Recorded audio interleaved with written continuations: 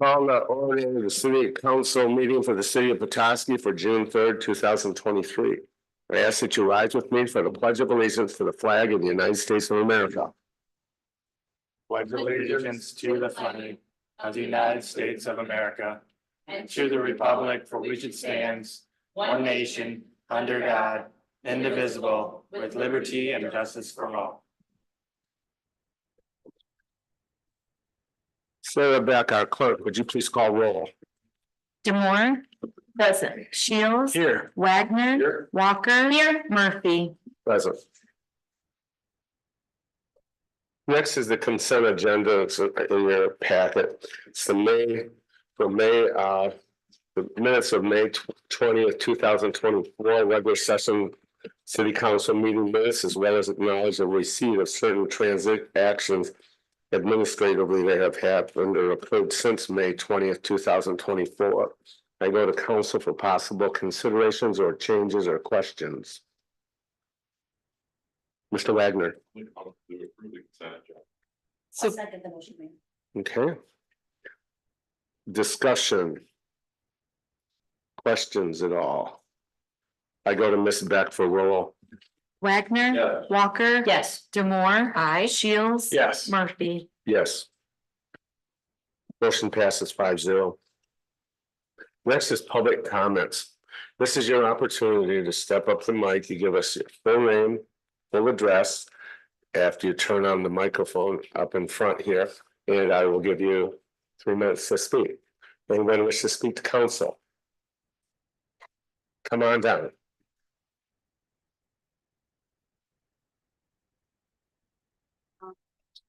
Turn it on. Okay, my name is Ann Rosicki. I live at 111 Fulton Street. And I've lived there for 12 years. My issue is just, does the city care if people take over city property? My land is adjacent or abuts the Bear River Trail. At the time that I purchased it, I did not know that the land cut off and part of it had been developed. No, it's not mine. I don't want it. It's the city's, it's everyone's.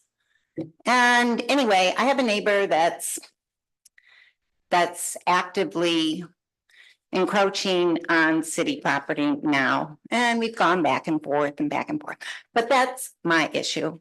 The issue that I'm trying to bring up is, does the city care if someone takes over city property and develops it with grass and it's gone? It's not wild. It's not a park anymore. So that's it. Okay. I just, Let's hold on one step. City manager, do you know, I take it you know about this? Yes, I was alerted with it earlier last week. There are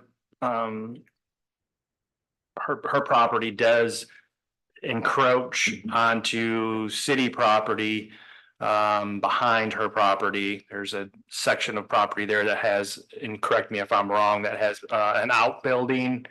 Is there an outbuilding back there? there is. Is it your outbuilding? No, I mean, it's on city property. I didn't purchase that. I purchased the house and the land.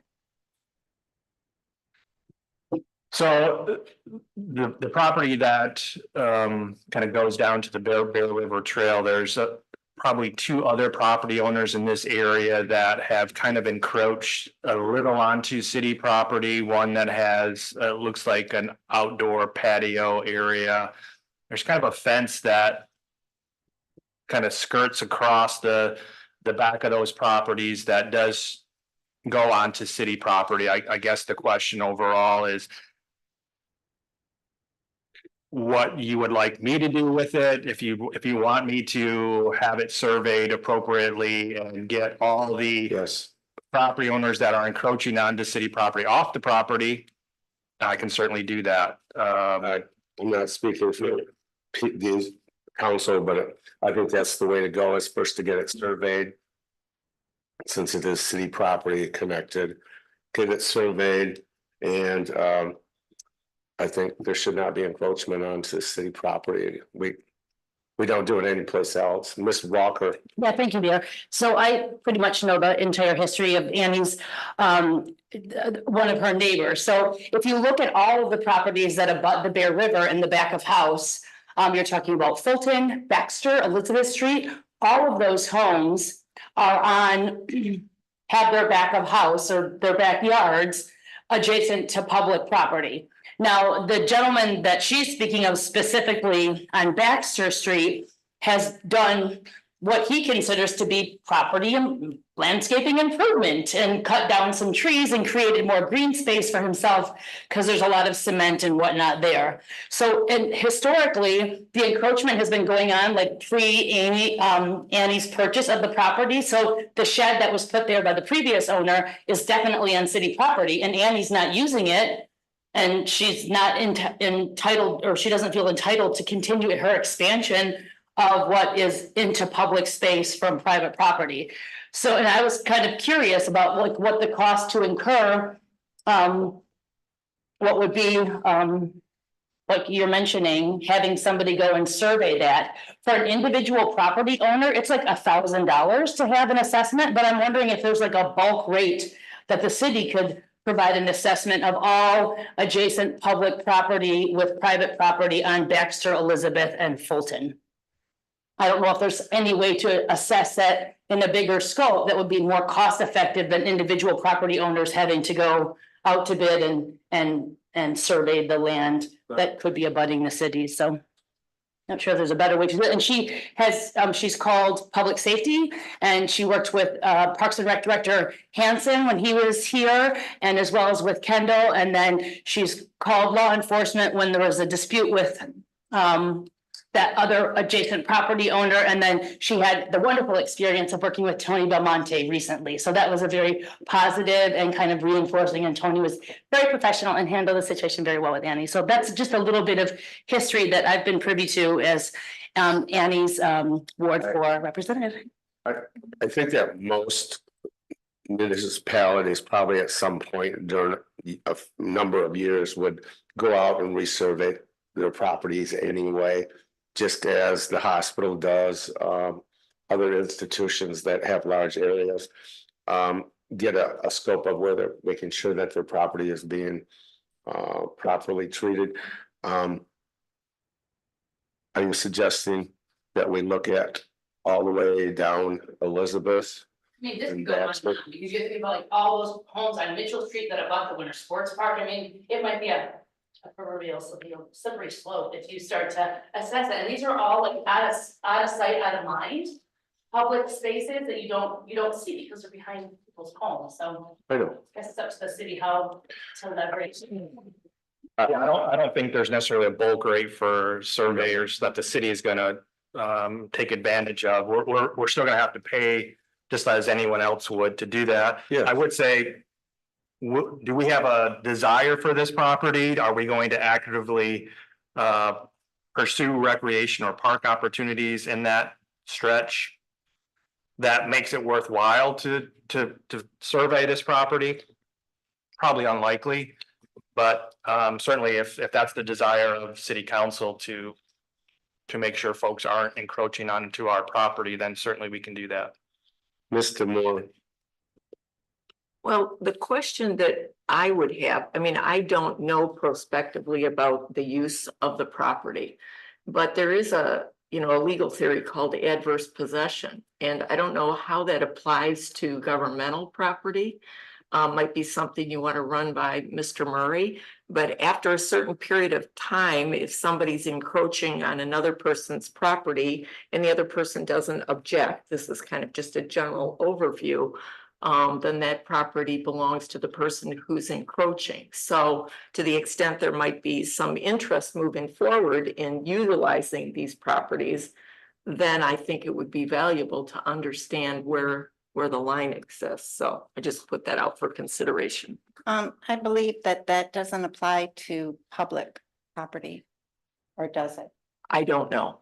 I don't think, I was told it doesn't apply to. I think it applies to residential, private. Or not public property. Well, anyway, There's fencing back in that backyard, right? That was. That was there there. before you were, And the so- shed, I did not put that up. and I guess there's a case to be made if there were, I'll just say like junk vehicles or trash or somebody dumping.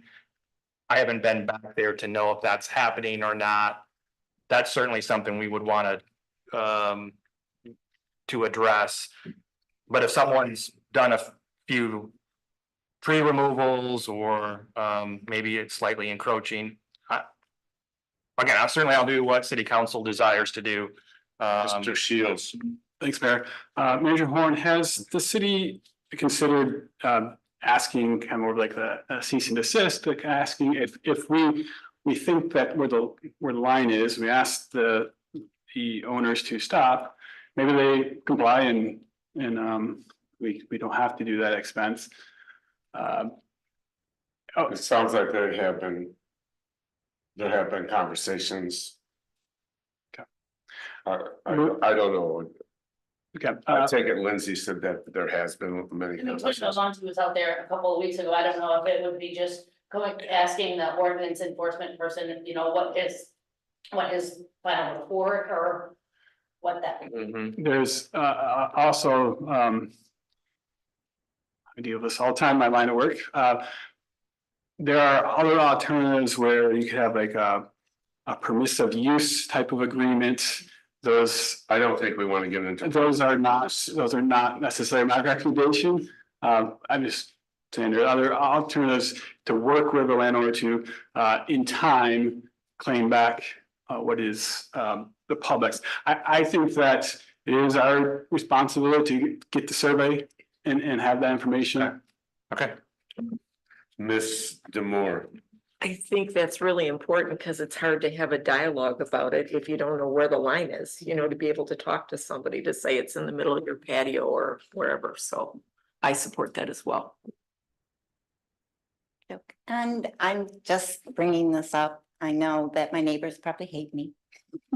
And I'm losing, part of my backyard, but I'm really not. It's a city park that is my backyard, or part of my backyard. So I just don't want to see grass being grown and weed whackers and lawnmowers and everything else back there when I purchased the property and I had, this beautiful park behind me, which it doesn't have to do so much with decreasing the value of my property, but it does. we'll take a look at it and somebody will get back to you. Okay? Okey doke, thank you. I guess. Rather than spending $1,000 on each of these properties, maybe is it possible? I know this one is encroaching, obviously. Is it possible that you and Tony or Public Safety can go and take a look and kind of eyes it yourself? And we have obviously our GIS that gets us within a certain, Yeah. degree of Mhm. accuracy, but if somebody challenged it, we would really need to have a survey done. I know one of those yards, just a few doors from her, have a stepping stones going down side of the hill there. Miss Walker. The property in question is 812 Baxter Street, and the owner is Mr. Stowe. I don't think we need to use names right now here. I don't think it's necessary. We're going to get a survey and we can come back and discuss it after that. Mr. Moore, I would only say, though, if there's more than one person with a similar circumstance, you cannot just target one. If there's a series of homes, that are, It's like the profoundness of the encroachment. Perhaps. I don't want somebody from Curtis Park though coming up and saying, well, yes, we have garden in the park and etc. And you allowed it on Emmett and Baxter or Fulton Street, so therefore, how can you tell me no? I don't know how to address that. I think we need to be a little careful that we don't get involved in a civil dispute. If I'm your neighbor and I don't like something in your backyard that I have to look at, I think we have to be careful with that. Getting involved in civil disputes, hopefully we can try to work some of that stuff out, versus maybe taking. Would you like to have Shane look into this more before we move towards getting a survey? I think that might be the best way to go, is to do a little more field work. Yeah, I mean, I think it's just like as simple as following up with the code enforcement and then Kendall. Because Kendall did have interactions with everybody on the neighborhood that's in regards to the encroachment on the public park, so. Okay. History there, Yep, they're so- not- Is it okay that we table the survey for now and we can possibly do that in another meeting or two, okay? Thank you. Does anyone else wish to speak to council, sir? Yes. Hello. I'm Randy Claus. I live at 2470 Hemlock Lane, Petoskey address. Lived there 27 years and lived up here for 30 years. I'm currently running for Emmett County Sheriff. I've worked for the Sheriff's Department now 30 years. I've been a road patrol when I started, road supervisor, administrative sergeant, and now I'm currently the lieutenant of the road patrol at Emmett County Sheriff's Office. I just want to tell you a little bit about myself and, I guess after this meeting, if anybody has questions for me, I'll stay and answer any questions you'd like. Big thing about me is I use like 3 big platforms for me. It's experience, integrity, and empathy. And then experiences I've got 30 years in with the Emmett County Sheriff's Office. When Sheriff Wallen retires at the end of the year, I have the most tenure of anybody. I've been here, I've seen a lot, and I know the department quite well. So that goes a long way for me. Second thing I talk about is integrity. I pride myself on my integrity. Since I started, of course, I'm not a politician. This is my first thing of being a politician, so I'm learning as I go. But one thing I know is I'm not going to go and tell people things they want to hear to get their vote. I'm going to tell them the things I believe in, the truth I believe in. So that's one thing. I'm not making promises to anybody as others are. That I'm not promising people things before I even get elected sheriff. So I really stick with that integrity there. And then the third thing is empathy. All the years I worked on the road patrol, I prided myself on treating people like I wanted to be treated. People have bad days every day. And you try to understand their problems, and I was good at talking with them, and whenever they gave me some attitude or what have you, I always was understanding and didn't lose my temper and then started getting into a verbal argument with them, because that's just not the way to go. And, of course, there's people that are not going to listen to you and things happen. That's the way it is, whether it be drugs, alcohol, or just having a really, really bad day. But one thing I do take pride on, and this is, you know, people that back in the, when I was working the road, of course, I arrested people for various law infractions. And it gives me a little bit of pride that some of these people that a while ago that I arrested asked me to put signs in their yard. Now, why would someone that I arrested want a sign for me? It's because what I was talking about with the empathy, I treated them good. I didn't treat them like they were, you know, underneath me or however you want to put that. And I think that makes me, you know, kind of feel good about that, that people that, you know, there was no, I guess the best way to put it is there was no bad feelings, you know, I didn't have bad feelings towards them, and I think they don't have bad feelings to me if they, you know, are supporting me in this election. So those are my three kind of platforms, but also, you know, I want to make changes, of course, you know, we need, as you know, in the city, you know, I think they just added a school resource officer, another one, or going to, and we're looking to do that too, because we have one guy covering 5 schools, you know, Lansing, Pellston, Taylor School, Concordia, Lakeview, that kind of thing. And it'd be nice to have another one, you know, like so someone can take a couple and the other one take 3 or what have you, just so we have more presence in the school.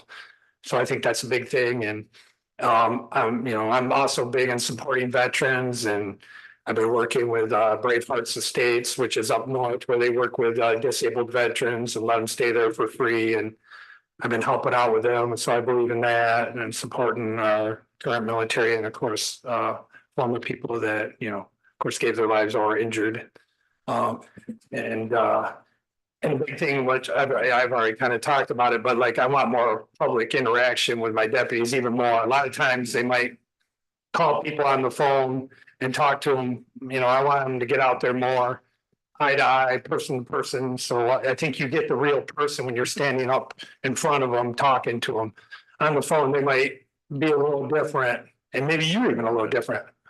Oh, I'm sorry, I'm running out of time. That's about it. And like I said, I'm going to stay to the end. So if you want to ask me questions, sorry about running over. You're fine. You're very fine. I didn't know. I forgot there was a time. It's all good. It's all fine.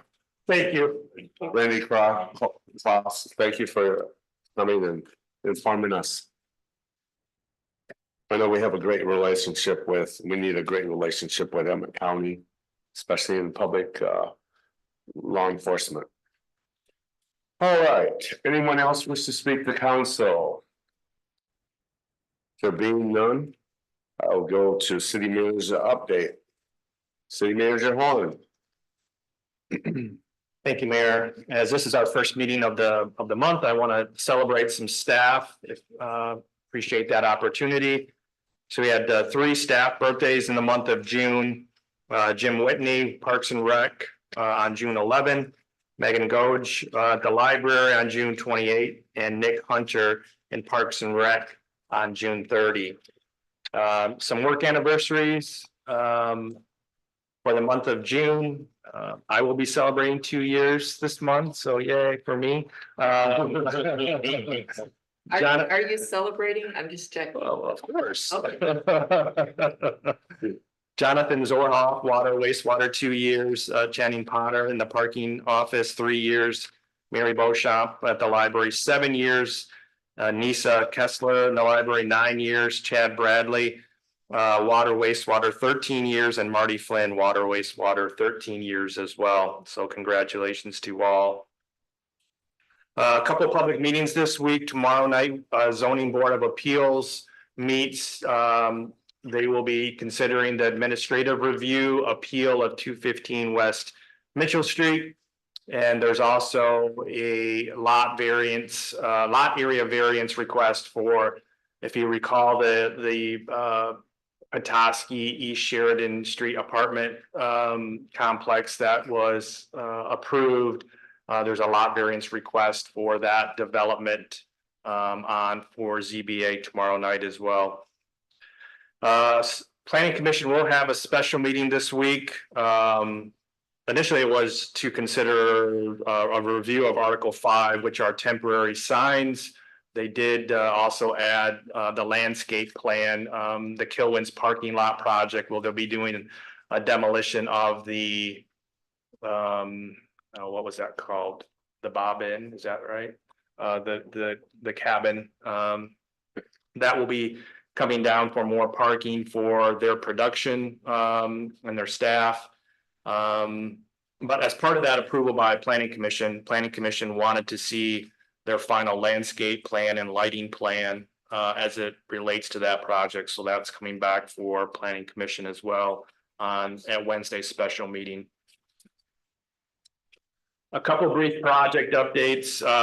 Bayview Avenue, this is our reconstruct. That project essentially is complete, minus topsoil and restoration, which is ongoing today or was today. We anticipate that being kind of fully wrapped up by mid-June. So that's new water main, new sidewalks, curb gutter, paving has been completed. I was able to get out with Mike on Friday, and it looks wonderful. Winter Park Lane, Rose Street, Balsam Avenue resurfacing. Those projects also are substantially complete, minus topsoil and restoration. We finished that project up really on Friday. And I have to give some credit to Mike and his crew. They do something that I've really never seen before in other communities, where we water the streets down during a paving, so we don't. They put like a tack material on the asphalt. That's typically what's done to make sure the product adheres together. So in a lot of communities, what you see is that tack coat gets carried out into surrounding streets. So you'll see like people that have gone through it, they'll track that out onto neighboring community streets, where we keep the side streets wet, so it doesn't adhere to the side streets, so you don't have that carryover, which again is really kind of outside the box thinking. And again, a credit to Mike and his staff for really going above and beyond, which really makes it for a special community and special project. So those projects are again substantially complete, minus some topsoil and restoration. And then the last project that we'll have for this before our busy summer starts is the East Mitchell Street project. Last week we were in doing some saw cutting of the concrete crosswalks on East Mitchell.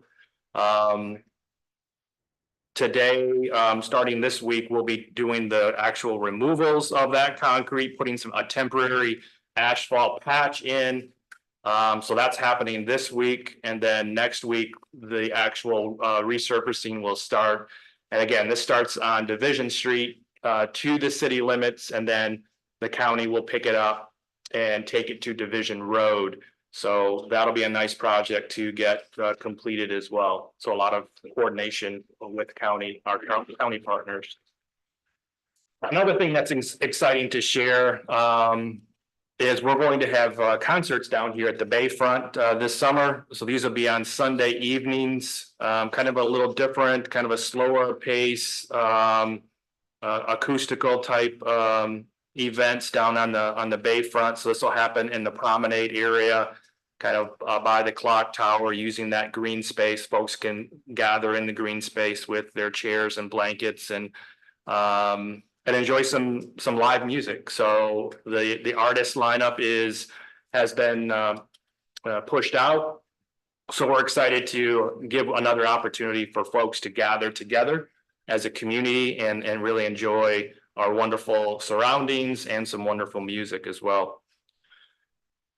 This Saturday is our annual public safety open house as well. So we encourage City Council and all of our community to come out and really support not just our City of Petoskey public safety, but we'll have a number of partners that will be joining this effort as well. And those are all listed on our website as well. So a lot of coordination happens between jurisdictions. So it's great to see that collaboration. So we want to celebrate with our community and to celebrate all the wonderful work that our public safety and all of our supporting agencies do for our community. So that's happening again Saturday, June 8th, 11 to 2, and that'll be at the fire station next door. And then just some pictures, we've kind of wrapped up Sunset Park improvements, we've hydro seeded, all the concrete is in. Hydro seed, took place last week, our irrigation is functioning, so hopefully within the next week, we'll start to see some grass, come up. So we could really probably open it now, but we wanted to kind of get the grass established a little bit before people kind of start meandering off the sidewalks onto the areas that haven't established yet, but all the plantings are in. All the benches, the picnic tables, the trash receptacles are in. We still may do a few more, a little bit more thinning out based on some feedback that we get, but we've tried to be fairly strategic and not moonscape the bank, if you will. So we tried to take out the trees that really didn't have a lot of necessarily value, and keep more of the specimen trees. But if we get enough feedback that says, hey, we still want to be able to see a little bit more of the bay, we'll certainly take that under advisement as well. And then our winter sports park improvement project. So the new metal roof is on. The windows have been replaced, the doors have been replaced. So that's a project that we've talked about for a couple years now. So we're glad to see that project complete, as well as the Bates Field concession area has new metal roofing. So we will not have to deal with roofing at these locations for many, many years. So we're glad to see that project finish up as well, just in time for next week when our campers arrive for the summer. Our summer camp gets kicked off next Monday. So a lot of things happening. Obviously we try to condense a lot of our heavy construction before all of our wonderful visitors arrive, and so we don't try to inconvenience anyone that's trying to enjoy themselves and not have to deal with orange barrels and such. So we've got a couple more weeks and we should be in pretty good shape. Any questions? Mr. Shields? Thank you, Mayor. Thank you, Manager Horn, for the update. Is there a detour map of the detour route? Did Mike produce one? No, what we did today, I was talking to Mike about it, and we had people stationed all along East Mitchell directing traffic as we were, because we would do a section and move forward and kind of reroute traffic. We weren't aware that there was a funeral service at the Presbyterian Church today, which we had to kind of shift a little bit, and Mike and his crew were very hands-on and helped assist people, making sure that they could get into the church and get out appropriately as well. Mike just mentioned that this one's hard from a coordination standpoint because there's a lot of different potential options. I don't know if that's something we'll try to push out once we actually do the resurfacing. But I know the temporary removals of the concrete walkways were going to be a kind of a quick in and out thing, but during the resurfacing, I'll see if we can put some sort of map together that we can distribute out. We are going to, for the folks along the route or the main route on East Mitchell, we hand deliver information, and that's going out this week for next week's start of construction. So all the folks along our construction route will have a hand delivered informational brochure on what we're up to. Thank you. Ms. Walker? No. Oh, I thought you had your hand up. I'm sorry. Okay, thank you for the updates. Great things coming. I'm sure we all looking forward to going to Sunset Park and taking a look at the new project. We will, and this might be a good time to chime in. Is this something that you would like to see ribbon cutting or quick, nothing real crazy, obviously, but is this something that you would like, or just have it, you just want to see us get it open and get people there and enjoying it? We're open either way. You don't have to answer to me now, but just, yeah, okay.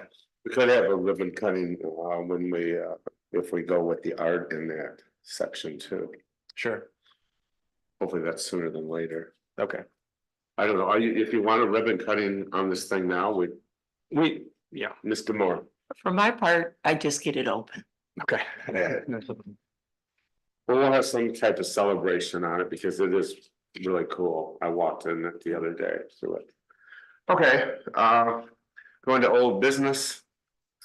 Second reading and possible adoption of proposed ordinance that would amend Appendix A, Section 7, Article 17, General Provision of the Zoning Ordinance to include new section 1719.0, the electric vehicle charging stations. I'm gonna turn it over to City Manager Horn.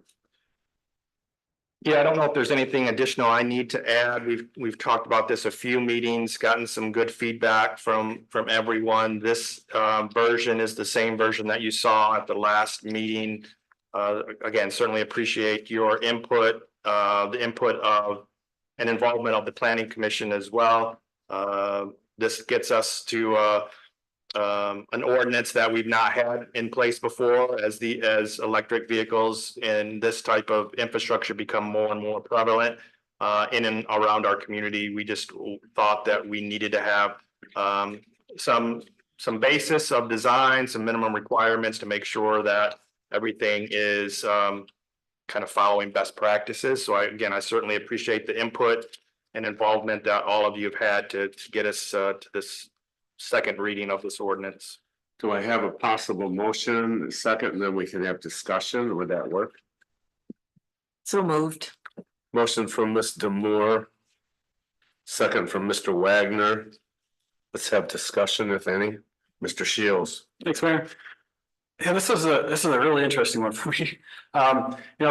What we do here in council and city government, and what our goal should be is to strike a balance between regulations that are critical and necessary versus, the extra barriers or burdens on our private residences and commercial operations.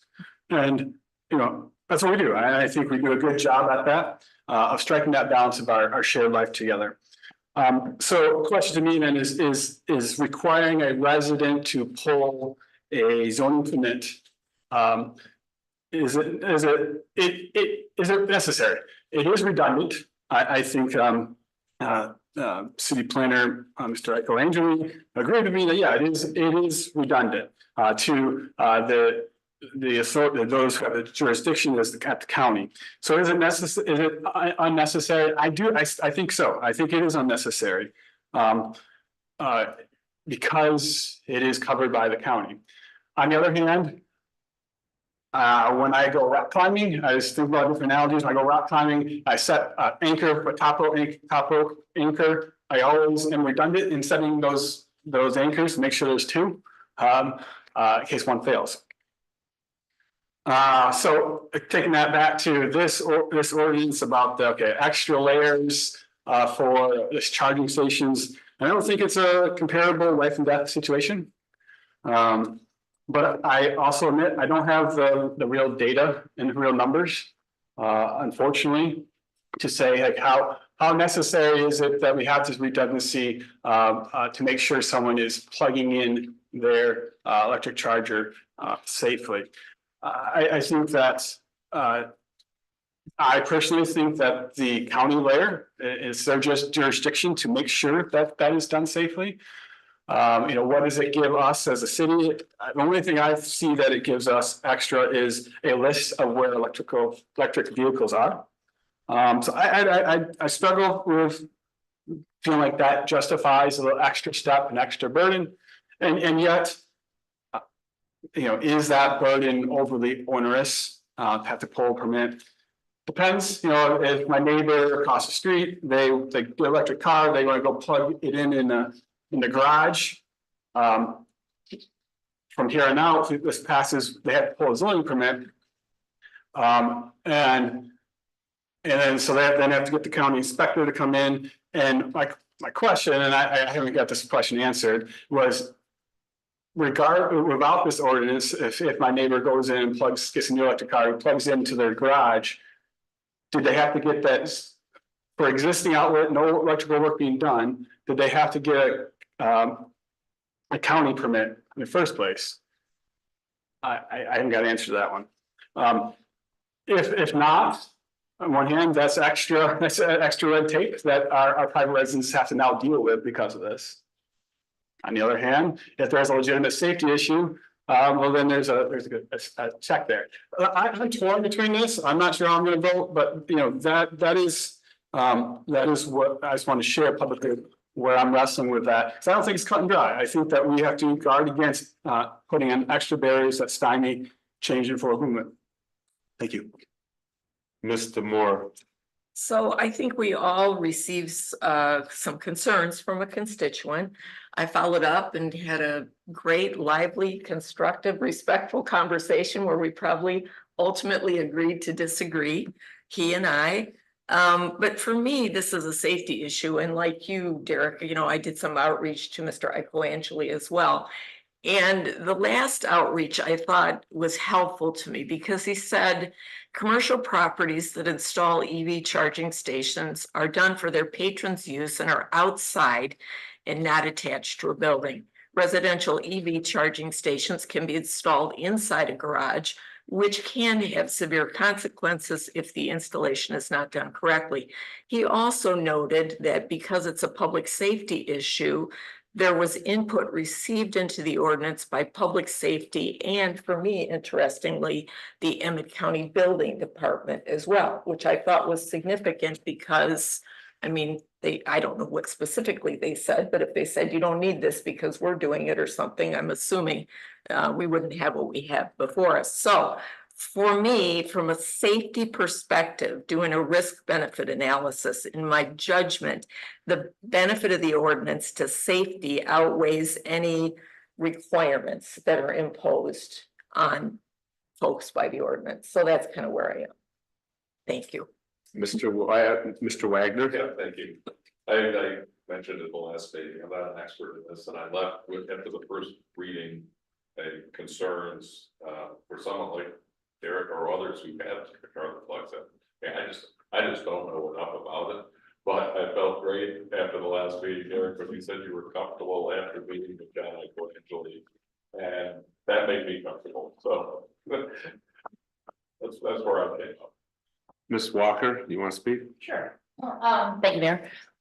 I think what's being compared here is like if you are installing an HVAC unit or anything that is a 220 volt, like your washing machine and your dryer are usually on 220 as opposed to 110. And so that's covered by an electrical inspector. I understand the need for the city to want to have a list of electric vehicles and those charging stations within garages or obviously on public space. I just think it's not entirely clear with the 1719.2 compliance. It seems to say there that it's required everywhere. And then there's some grayer areas about whether it's inside of a building or outside of a building and whether it's in public space. And I know that the only interaction we've had with the city was at 412 Wachtel, where there was a charging station was being asked to be put outside. And the city, Mike Robbins and his team assessed that situation at that time. And I know that there's been obviously electric vehicles are here to stay. The city's done, as well as the state, a lot of investment in public space charging stations. And so I would feel remiss if this policy disincentivized electric vehicle charging stations because of its complexity or the need to pull a permit and have a professional community planner, land surveyor, landscape architect, professional architect, engineer be the one to provide the plot plan and where that's necessary and where it wouldn't be necessary. So I still feel like there's some gray areas that aren't 100% clear. So if somebody was wanting to do this, perhaps they would have a hard time navigating like what the actual requirement is. Mr. Moore. Well, just as a counterpoint, though, you have to have a zoning permit to construct a fence, a deck, an accessory structure. And you have to provide a drawing where the fence is going to be. So I can't, are you guys seeing a distinction there? Mr. Shields. Well, I'd have to think a little more about that, but a little more about that. But I kind of fundamentally don't like that ordinance, you know, I don't like that, that is, so if I was to go back and sit in the place of those decision makers back then, I might not agree with requiring to do that. So here's now an opportunity to continue that trend of extra steps for our private residences I don't agree with. That's where I'm wrestling with, so I appreciate bringing it up. So if I can also, there, Sure, please. I meant to say at the beginning, I want to fully disclose this, I do have electric vehicle, although I am an electric vehicle owner, so Okay. just full disclosure. Yeah, sounds great. I guess my weighing in on this is, it does not require more than a one-time visit to get an okay. It's not a yearly charge. It's not it has to be renewed yearly. Is that correct? Correct. And so that comes down to safety. And we had the fire that was, I believe, still undetermined, the true cause of it. I just feel for the safety of public safety, first people on the job, there'll be a record of a possible electric car connection. It just, to me, it's a layer of safety that I don't think is asking too much of people. It's a one-time deal. It isn't like you have to resubmit every year or have it re-inspected. So I'm basically feel, for the sake of safety, I think it rules over the duplication and stuff. Yeah, one more question. Yes, Mr. Shields. Wondering what the council thinks about, if I can draw everybody's attention to page 24, line 69 and 70. Ms. Walker brought this up, the line from the words starting with prepared by a licensed professional architect all the way to the words or land surveyor. I'm wondering if, I would feel better if we could strike those words out and replace with drawn to scale. So it'd be accompanied by a plot plan drawn to scale and then showing the type, size, and proposed location. From my conversations with Mr. Eichel Langely, that is in effect kind of how it works. And if that's in effect how it works, I'd rather state that here in the ordinance. Mr. Horn, would you weigh in on that? The plot plan is not required for residential zone properties. If it's outside of a building. When it's located inside, okay, located inside a structure. Okay.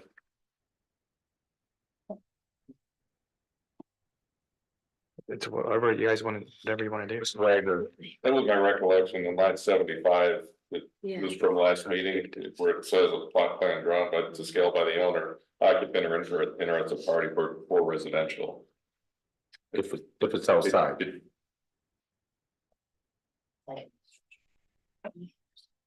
Like if you don't have a garage. Oh, got it, yeah.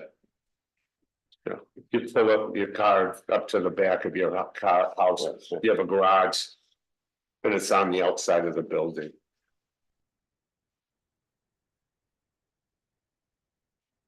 And again, these are drawn by the owner. These are not, you don't need an architect to. You know, we see some pretty interesting drawings when. We don't require them to be drawn by an architect. Inside or out. That's what. Correct. Well, Yeah. what you say that then, between 68 and 72, it says that it has to be prepared, and then at the bottom, it says, if it's outside of the structure, it can just be drawn to scale by the owner. That's why I'm talking about the confusion about the ordinance, because the compliance above says everybody, and then below it's talking about some differences. So is this just, Mr. is it Moore, all in 1719.3 that we're looking at, this language? Okay. take a second and read it, look at it.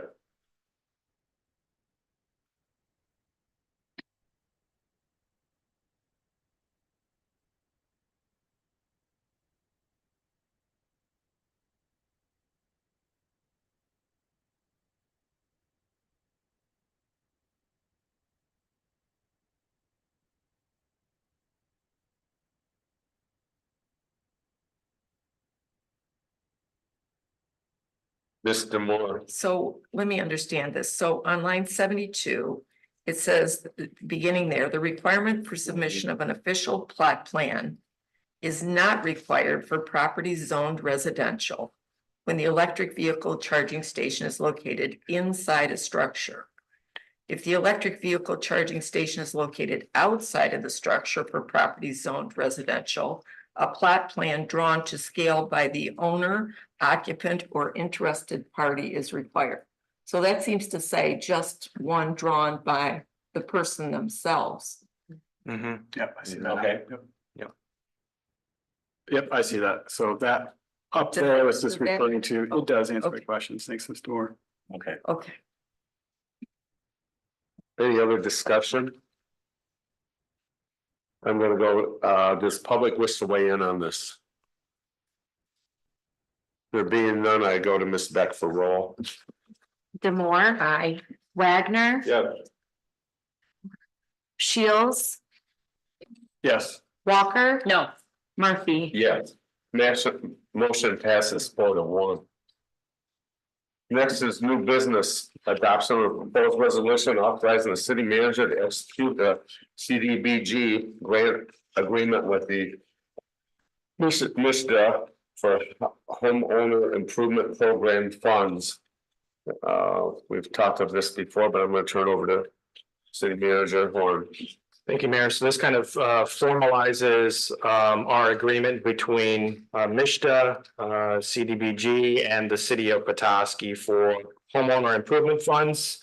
We were awarded $500,000 from MISDA for this would assist owner-occupied housing units, those who are making less than 80% of the area median income.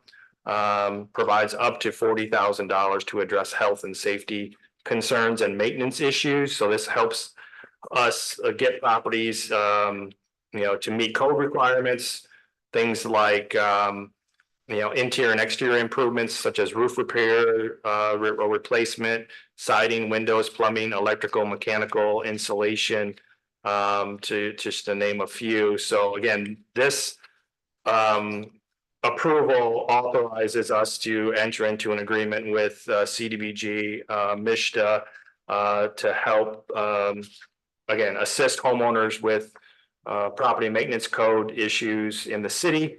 And then we also have an opportunity to recover some of our administrative efforts in this grant as well. Unfortunately, we were not able to get a third-party administrator to assist us, so the grant administrator will be me and staff trying to facilitate this. So we will do obviously the best job we can, but this is kind of the process to get us give us authority to execute the grant agreement, and then we will facilitate the components of the grant accordingly, make sure we get the word out adequately.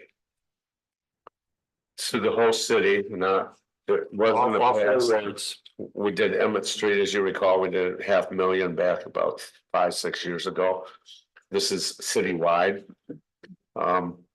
If you, as you know, you have to be up on your property taxes, there are some requirements that you have to have. Your house cannot be underwater. Ms. Walker. Thank you, Mayor. Having been involved with Northern Michigan Community Action Agency for the past 12 years, and one of the institutions that was involved in the CDBG grant, this is a really heavy lift, and I don't think we realize how difficult it's going to be to find people at 80% of the area median income that are going to qualify for all of these things. This requires a super heavy lift of having conversations, showing the application process to prospective folks. And I'm just very curious about how we're going to be able to do this, even with a $90,000 administrative allowance up to 18%, which is actually quite high. Nonprofits usually stay under 13% administrative costs with grants. And Last one. who's going to, who's gonna interview and do the intake process? So I asked the city planner, our contracted city planner, this as well.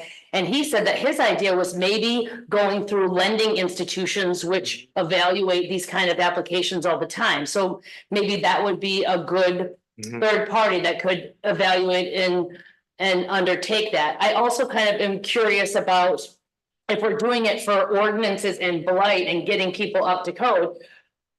When I look around the blight in Ward 4, you have a lot of property owners that don't live there, so they're landlords with blight. So there you have a situation. How are you gonna find somebody? 80% of the area median income, as a household of 2, I'm 87% of the area median income, so I wouldn't even qualify for this, even though I had things I could think about that would qualify as part of the grant. Sewer, other upgrades to my property. And when I walk around my neighborhood and think about like, who would be the persons that would qualify for this? I just think of it, having been in the housing as a housing organizer for many years, I'm curious, like, are we gonna accept this money? And then what, it's no harm, no foul if we don't find anybody because of how intense this amount of organizing would be. I guess it's like, good try, Petoskey, and we give the money back. The 18% was what was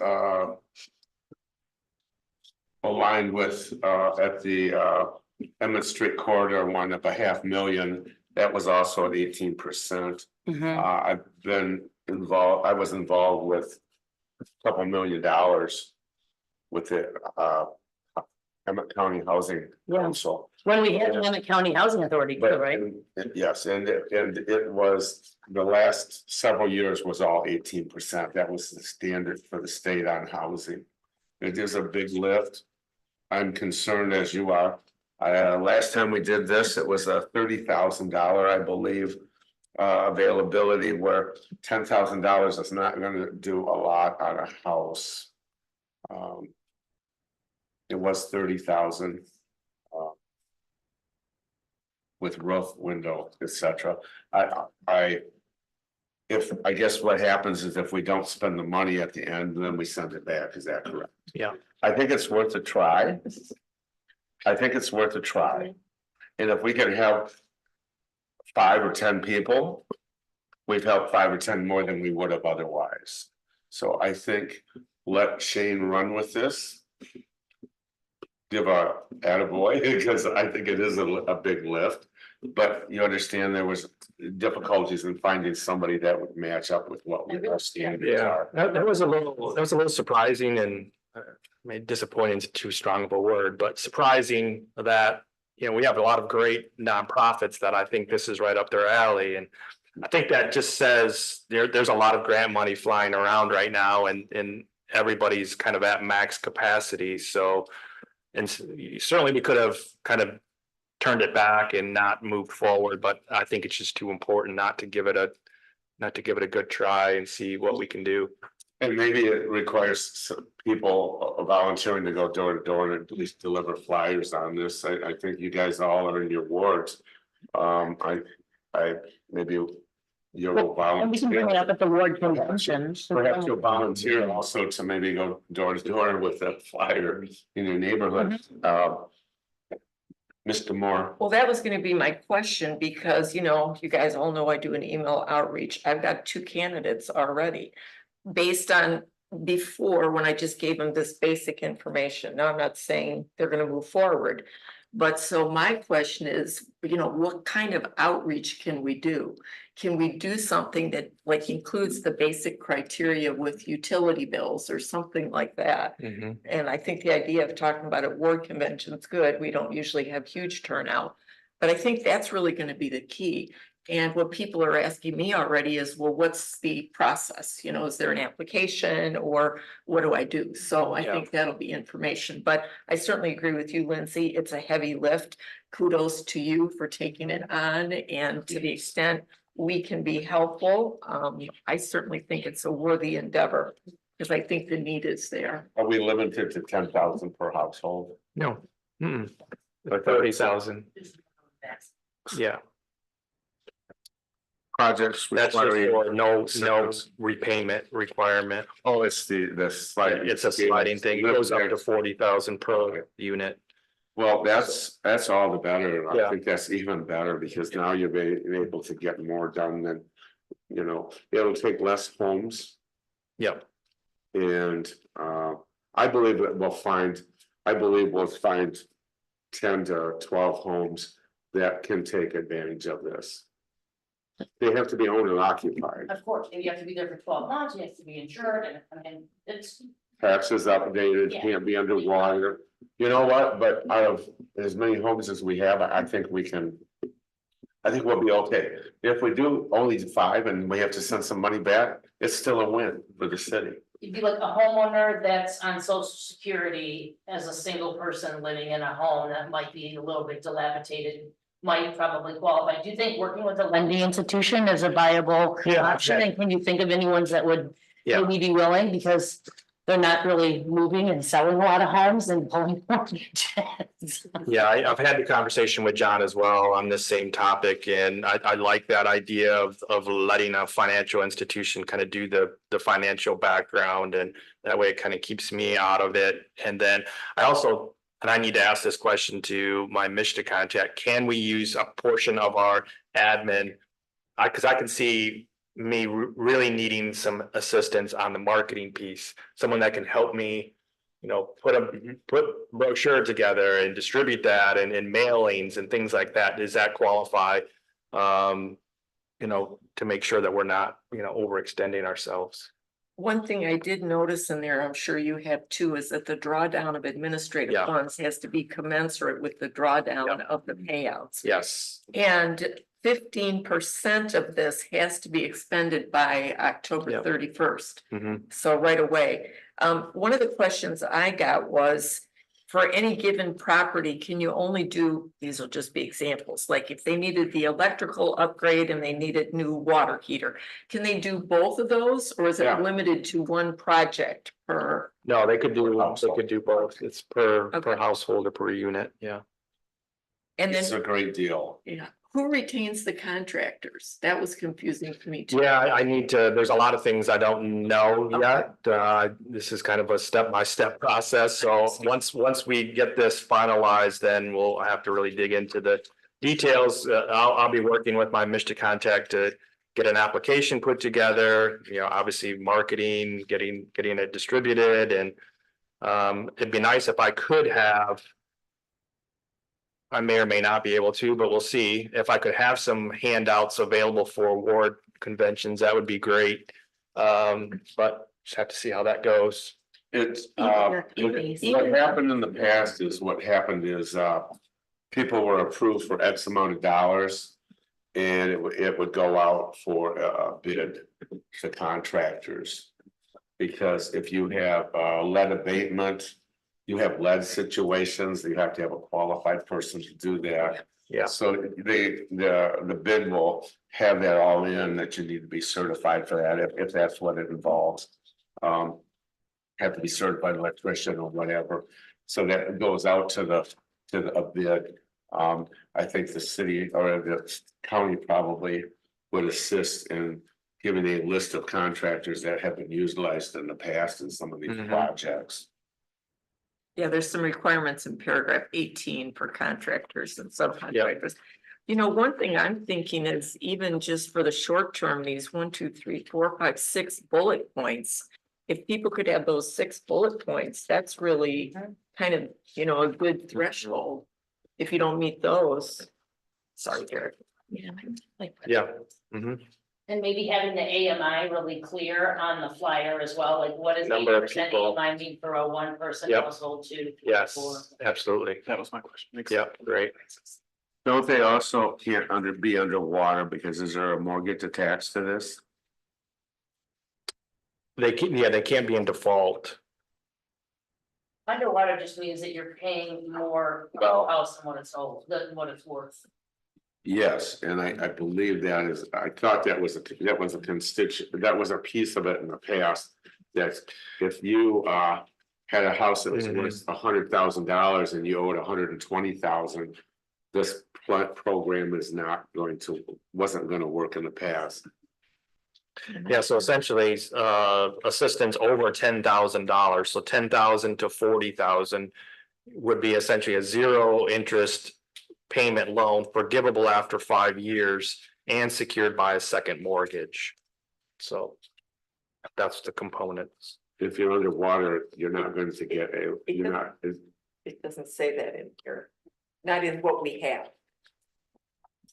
Not of what we have. we'll have to check on that, but Usually you're up to date. I'm pretty sure that because you're not gonna be loaning money to people that already are overextended on a house that if you had to take it over. You know, you're behind now 150 on a house that's only worth 100. Well, you wouldn't be able to get a second mortgage then. That's what, yes, right. Okay. So, Mayor, I'd be happy to make a motion authorizing the city manager to execute the grant agreement with Michelle. I second the motion. I have a motion from Ms. Walker, second from Mr. Shield. Any other discussion? I go to Ms. Beck for roll. Walker, Yes. Shields. Yes. Demore, Aye. Wagner. Yes. Murphy. Yes. Good luck, Shane. It is a big lift. But you know what, if you can delegate to the right I'll take- people. All of your experience with doing housing, I'm gonna lean on you. I'll go knock for CDG, no problem. If you can delegate to the right groups, this will fly. Right here, this group right here, this is. Sarah will tell you I don't do that well. No, lady, no, Adoption, next, last of two to go. Adoption of proposed resolution approving the First Amendment of the Eagle Grant and Loan Implementation Agreement and authorize the city manager to execute the document on behalf of the city. Let's find out what that's about. I'll turn it over to City Manager Horn. Thank you, Mayor. So this is as a result of a review by the developer, Maple Block Flats, their lender. They're looking to qualify for a Freddie Forward loan for the Maple Block Flats project. As a result of that review by their financial institution, their lender, they cannot be a guarantor of additional debt. So I put the steps, the order of the loan guarantee in the existing way we have it now with the Brownfield TIF, Maple Block Flats LLC, Great Lakes Capital in the third position, and then the letter of credit. So in this, what we're asking you to consider tonight is essentially remove Maple Block Flats out of that second position, move Great Lakes Capital, which is really the parent organization. Anyway, we had this discussion when we first went through this, like they have the assets. It makes sense that they're the guarantor. If something went sour on this, which obviously we don't anticipate that happening, but to me, it makes for a stronger position, moving Great Lakes Capital into that number 2 spot. So I don't think it's anything out, really out there, but I think in actuality, I think it makes for a stronger case to have Great Lakes Capital be the guarantor in that second position anyway. But it needs to happen based on the developer's lender. So we need to get that authorized, and that's what's in front of you is the First Amendment to what was already approved. So, and I also put the red line version so you can see where the word developer was in the original agreements replaced by the financial guarantor, who again will be the Great Lakes Capital Development LLC. Jim, our city attorney has reviewed this, doesn't have any issues or concerns, understands what they're trying to accomplish. So what I'd like to do is possibly entertain a motion, and then we can have a second, and then we can have a discussion. Or we can have a discussion first. I'll make a proposal to authorize execution of the First Amendment to Eagle Grant Loan Implementation. Authorizing their city manager to execute the document on behalf of the city. I second the motion. I have a motion from Mr. Wagner, a second from Mr. Shield, and now I'll open for discussion. Ms. Demore. Pursuant to my comments on the record of July 17th, August 21, September 11, September 18, and October 16, 2023, all of which I incorporate this evening by reference, I do not support the city of Petoskey acting in the role of a commercial lender by signing and guaranteeing $1 million loan on behalf of a well-capitalized developer, particularly when the associated project, to the best of my current knowledge, will not address affordable housing needs as identified in the 2023 Bowen housing data and as defined in our city ordinance. Therefore, respectfully, I will not vote in support of this resolution. Thank you. Thank you. Anyone else wish to make a comment? Does the public wish to weigh in? There being none, I go to Ms. Beck for roll. Wagner. Yes. Shields. Yes. Demore. Nay. Walker. Yes. Murphy. Yes, motion passes 4-1. Last on the agenda is a discussion and confirm the date for a special joint session with the planning commission for proposed 2023 25 to 30. Wow, capital improvement plan. Mouthful. Long time. So we have distributed our materials. We're in the process of kind of putting together our capital improvement plan for the next 5 years, 25 through 2030. So how we did this last year was we did have a combined meeting with planning commission, which I thought, in my mind, it went over well. Everybody could hear the same information. We had department heads here that ran through their respective areas. We would like to kind of do that again with your input, obviously. So we'd like to potentially try to get a date scheduled. We did this, as you see in my memo last year, we did on just happened to be a Tuesday night. That was August 8th. So if we could do something that potentially that first week of August, I would even, someone's gonna throw something at me, but a Saturday morning works as well. I know. No, I'm Saturday. But if you'd rather do an evening, that's completely fine. Council, what is your preference? Anybody want to weigh in? Somebody must have something. Mr. Shields, I knew you would. August 6th, Tuesday, the evening is open for me. So I'm gonna interject here just because Shane didn't. Remember when you guys set your schedule, Tuesday, August 6th is the primary election, which it's okay. There's a lot of other opportunities for people to vote. But we don't have that Monday meeting the 5th. We changed our schedule for August 12th and August 26th. So it's the 2nd and 4th. So just keep that in mind when you're talking. I can't make the 6th, but I can make the 13th. Tuesday, August 13th. Ideally, the reason why we try to do this, I'd like to have this on for planning commission's regular meeting, which would be the 21st of August. So typically how we've done it is we have it for the August planning commission, and then we roll it forward for the second meeting in September. How we've done it, or Yes. Yeah. yes. So the second meeting in September for city council. So that's kind of our past schedule, and that's kind of what we have set up currently. When's the August planning commission? 21st, August 21st. I can do the 13th. Can you do the 13th? I can.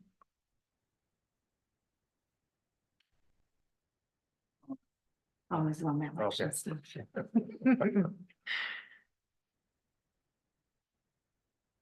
Brian? I believe so. I don't have my calendar with me. I misread it. I'm looking for August 8th and, well, August 8th is wide open, but that was last year's date. I'm gone that whole week. The week of 12th, the 6th to the 11th. Mm. I'm home one day and then I'm backpacking for another 5 days. Is that one day you're back that day then? I'm back that day, the 13th. I'm sorry. I just try to lump them all together when there's nothing going on with the city. I can do the 13th.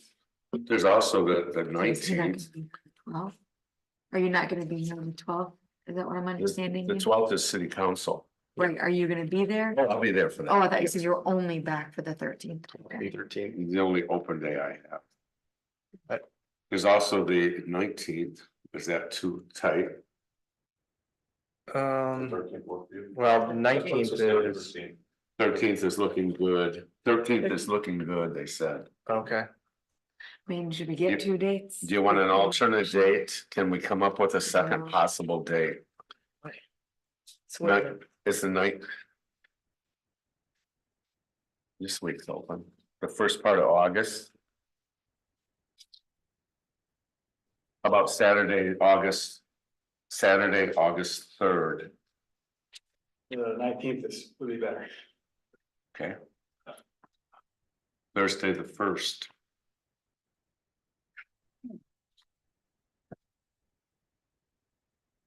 How about July 30th?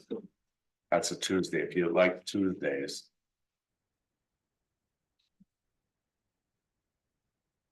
July 30th, a Tuesday. Yeah, the question becomes, will I have it done and ready by then? You're pushing it now. 5 weeks.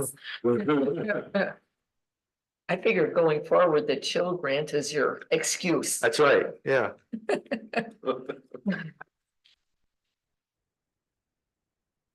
So I'm hearing August 19th or August 13th. August 13th or August 19th as 13th, 19th is a backup. You want 13th, but you're doing the 19th of Monday. Yes. There you go. typically that's been historically, obviously, Hour meeting, city council night, so I it'd be 3 meetings in a row. I think these guys are tough. So it's either gonna be back-to-back meetings, both the 13th, 3 in a row. So 13th is our first choice, 19th would be our backup if have to go. Okay. The group is not thrilled with the Okay. 19th, but You're not, okay. they were really thrilled with the 13th. I see that.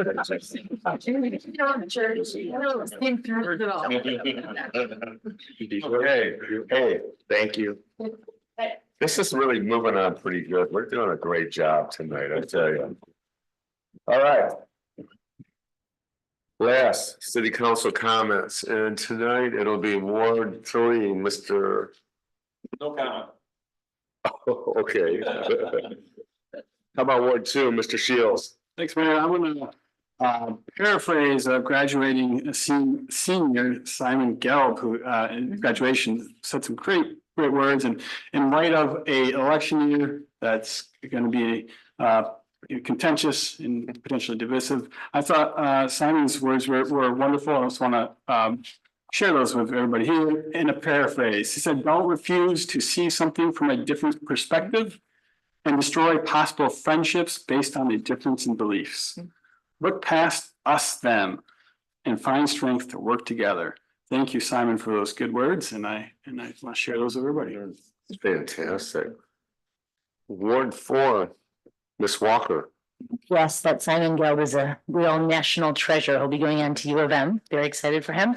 Yeah, I'm elated to have our ward convention starting on June the 17th, Monday, June the 17th. So that's something to look forward to. And then, of course, our city convention. So lots of opportunities to engage people. And there's so much happening within the city. So it's very exciting to bring to have those ward conventions. And I usually lay out all the master plans of the Parks and Rec and Downtown Management Board and our livable Petoskey master plan. So it's exciting to share and those retreats, and also just gauge the temperature of the neighborhood and get those ideas out onto the table. I love public meetings. I like facilitating public meetings and door knocking. So I look forward to those opportunities to get to know some new neighbors as well. And it's very helpful to have an updated voting list, which I know that the city provides, as well as the list of accomplishments and activities that have transpired over the last year. So those are all very great things to galvanize our neighborhoods on, and I look forward to those opportunities.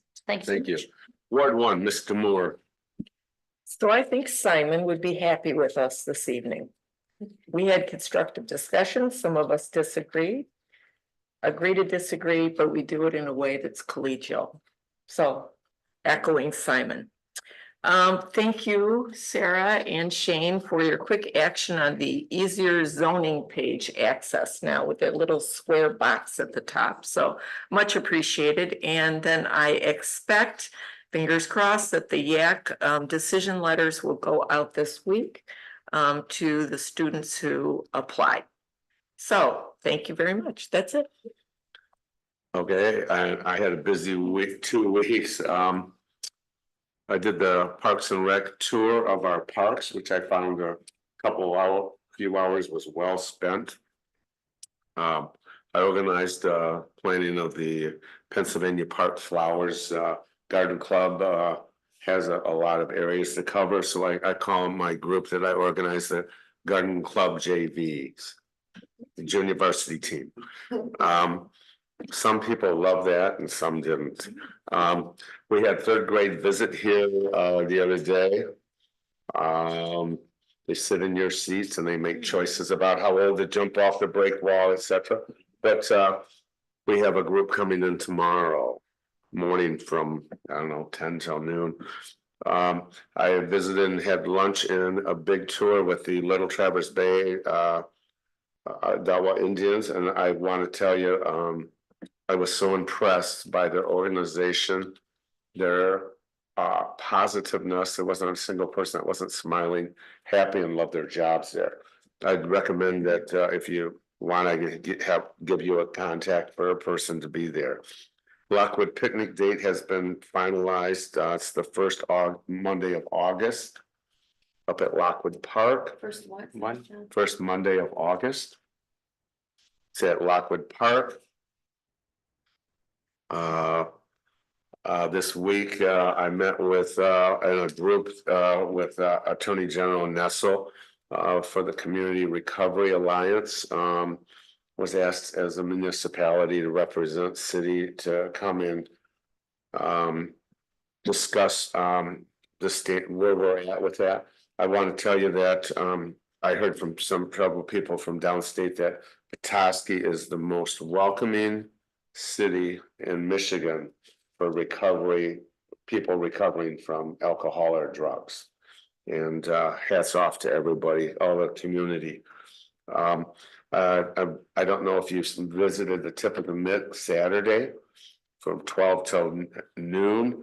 It was a spectacular show. They've got a sturgeon, they've got grayling inside their building. They have new tanks inside.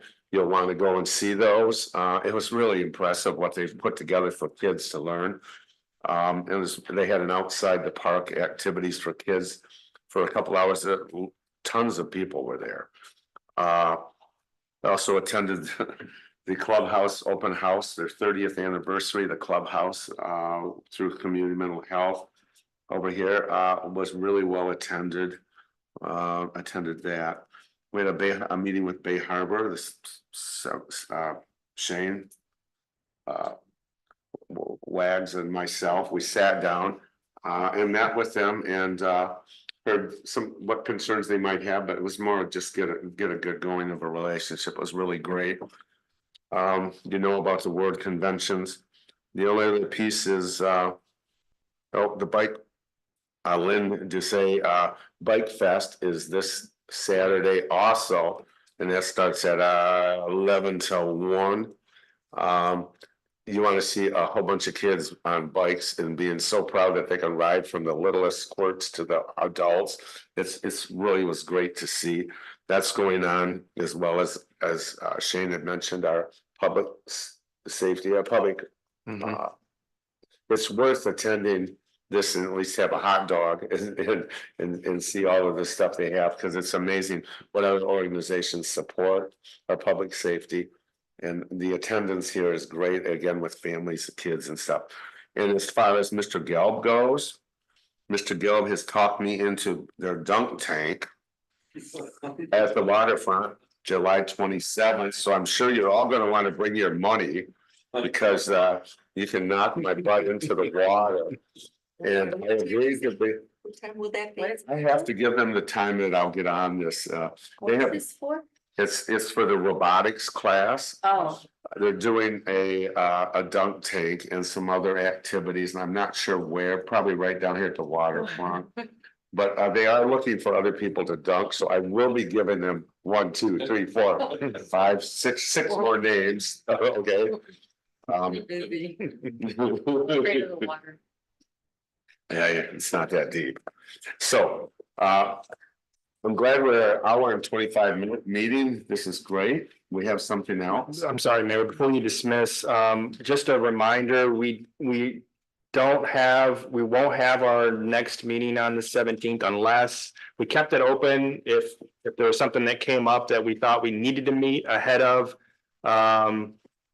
the conventions. But as it stands right now, unless I hear otherwise, we will not meet on the 17th. Does that make sense? Yes. So this is a little bit of an odd year in that we don't have an election this year, and this is the first time this has ever happened with our new schedule, right? Okay. And it also happened last year with 1 and 3. Right. So This year it's the mayor, and then next year it becomes 2 Next and year, 4. it's Shields and Walker, the Okay. year after. Thank you. I so forgot. we still conducted ward conventions even though Yes. there was no nominations. And I think that's when you guys amended those procedures to try and accommodate those changes. If that's what I recall. Thank you for the reminder. Thanks. The big year is 2027 when there will be no city elections at all. Yes. So just wondering when we will be getting our materials for the work convention, since we're not meeting between now. Yeah, so I Right. typically deliver them with packet materials, but they'll still be delivered. I would imagine our goal, because we still have to put together the year in review. Maybe the 10th, maybe no later than June 12th. Is that, Mhm. I mean, what you Yeah, think, kind I of? think that's probably fair. So, I mean, you'd have a 1, 2, 3, 4, 5 days before, so. There's Yeah, not this one that is- much to it. Yeah, just wanted some sense of it. Thank you. Yep, thank you. And then, the last few years, we made signs per your guys' direction, so those, I'll get those out. I have to abide by the sign ordinance, so I only get so many days, so those will be going up shortly too. Thank you, Sarah Beck. Does council have any other thing? All good? I call this meeting adjourned as we have no further business on